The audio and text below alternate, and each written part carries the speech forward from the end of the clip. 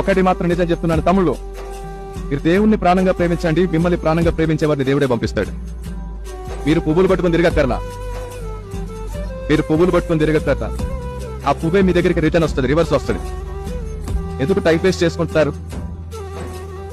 ఎందుకు time waste చేసుకుంటారు?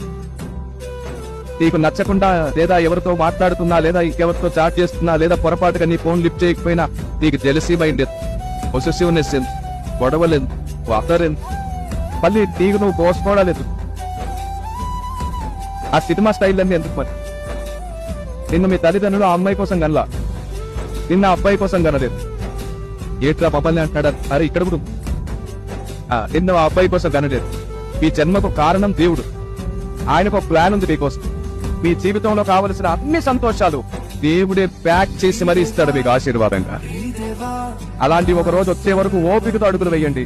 మీ సొంత నిర్ణయాలు మీరు తీసుకోకండి, దేవుడే మీ కొరకు నిర్ణయం తీసుకొనివ్వండి.